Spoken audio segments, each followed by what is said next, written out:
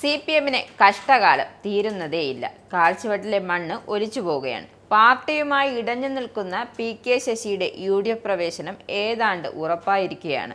ഇപ്പോൾ അതാ PK ശശിക്ക് പിന്നാലെ CPM-ന്റെ ശക്തിയായ നേതാവ് ഐഷ പോറ്റിയും കോൺഗ്രസിലേക്ക് ചേക്കേറാൻ പോകുന്നു എന്ന വാർത്തയാണ് പുറത്തുവന്നത്.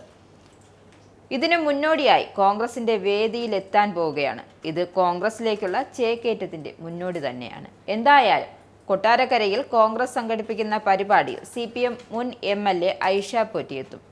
കോൺഗ്രസ് ബ്ലോക്ക് കമ്മിറ്റി നാളെ സംഘടിപ്പിക്കുന്ന ഉമ്മൻചാണ്ടി അനുസ്മരണ പരിപാടിയിലാണ് ഐഷ പോറ്റി പങ്കെടുക്കുന്നത്. അനുസ്മരണ പ്രഭാഷണം നടത്തുന്നതും ഐഷ പോറ്റിയാണ്. CPM വേദികളിൽ നിന്നും ഏറെ നാളായി ഇവർ വിട്ടുനിൽക്കുകയായിരുന്നു. ആരോഗ്യ പ്രശ്നങ്ങളെ തുടർന്ന് വിട്ടുനിൽക്കുന്നു എന്നായിരുന്നു വിശദീകരണവും.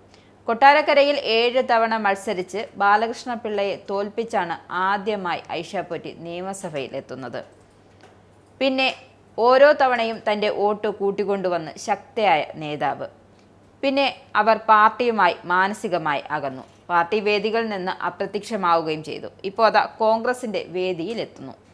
ഇത് ഐഷ പോറ്റിയുടെ കോൺഗ്രസിലേക്കുള്ള വരവിന്റെ മുന്നോടിയാണ്. കോൺഗ്രസിലെ നിലവിലെ സാഹചര്യത്തിൽ ഐഷ പോറ്റിയെ പോലെ ശക്തിയായ ഒരാളെ കോൺഗ്രസിലെത്തിച്ചാൽ, കൊട്ടാരക്കരയിൽ മത്സരിച്ചാൽ മണ്ഡലം കോൺഗ്രസിന്റെ കയ്യിൽ ഭദ്രമാകുമെന്ന കാര്യത്തിൽ സംശയം വേണ്ട. കാരണം പാർട്ടിക്ക് പുറത്ത് ആ മണ്ഡലത്തിൽ വിപുലമായി ബന്ധം കാത്തുസൂക്ഷിക്കുന്ന ഒരു വ്യക്തി കൂടിയാണിവർ.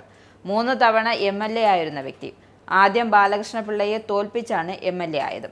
2ാം ടൈമിൽ പഴയ ഭൂരിപക്ഷം വർദ്ധിപ്പിച്ചും MLA ആയി. എന്നാൽ 3ാം ടൈമിൽ CPM രാജഗോപാലിനെ മത്സരിപ്പിക്കാൻ ആലോചിച്ചിരുന്നു. അക്കാര്യത്തിൽ അന്ന് വലിയ എതിർപ്പും പ്രതിഷേധവും പ്രകടിപ്പിച്ചിരുന്നു. ഒടുവിൽ 3ാം ടൈമിൽ മത്സരിച്ചു. 2016 കഴിഞ്ഞപ്പോൾ CPM ടേം കർശനമാക്കി. ഇതോടെ ഐഷ അരികിലേക്ക് ഒതുക്കപ്പെടുകയായിരുന്നു. ഈ സമയത്ത് ദേവസ്വം ബോർഡ്, വനിതാ കമ്മീഷൻ അധ്യക്ഷ പദവികളൊക്കെ ഐഷ ആഗ്രഹിച്ചിരുന്നുവെങ്കിലും CPM നൽകിയിരുന്നില്ല. പകരം നൽകിയത് വെറും സംഘടനാ പദവിയും CPM-ന്റെ ജില്ലാ കമ്മിറ്റിയിലെ അംഗത്വവും മാത്രമായിരുന്നു. എന്തായാലും കോൺഗ്രസിലേക്കുള്ള ഐഷ പോറ്റിയുടെ ചേക്കേറ്റം ഏറെക്കുറെ ഉറപ്പായിരിക്കുകയാണ്. ഐഷ പോറ്റിയെ കൊട്ടാരക്കരയിൽ കോൺഗ്രസിന്റെ കീഴിൽ കൊണ്ടുവന്നാൽ CPM നേരിടുന്നത് ഏറ്റവും വലിയ വെല്ലുവിളിയാകും.